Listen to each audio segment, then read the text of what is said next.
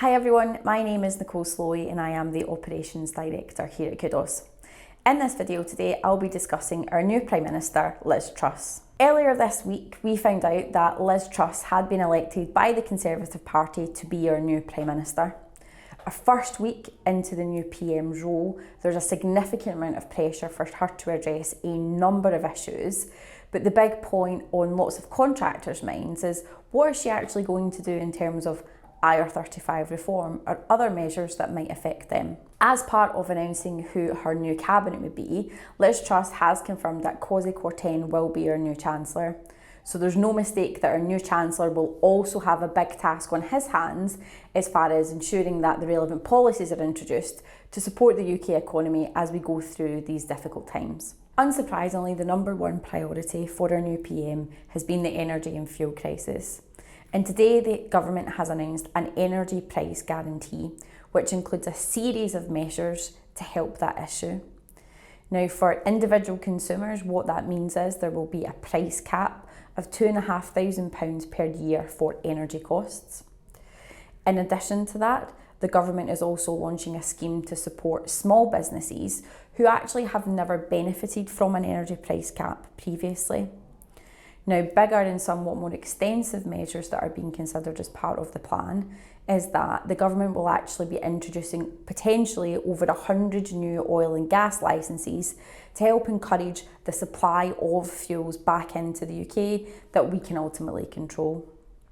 Now, whilst Liz Truss was previously heard saying that she very much sees the Bank of England for being responsible for managing inflation and managing interest rates, it's interesting to see that as part of these measures, she has actually said that they expect the introduction of the policy to actually have a positive impact of potentially 4 to 5 percentage points on inflation, that actually we were estimating almost reaching 20% by the end of this year or the beginning of next year. An interesting point around the energy plan that Liz Truss has actually announced is that she hasn't actually said quite how much it's actually going to cost the government and also where the funding is actually going to come from. Moving away from energy and on to some other key points that Liz Truss has addressed since becoming PM, and actually an extension of some other points that she made as part of the leadership contest.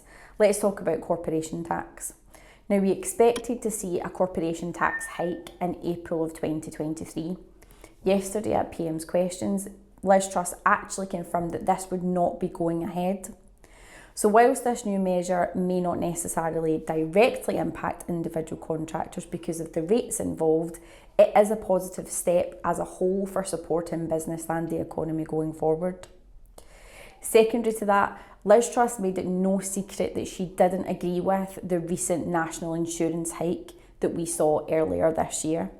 Now again, there have been no specific details released around that, but she equally made a point of saying, as part of PM's Questions yesterday, that in all likelihood, that increase would be rolled back.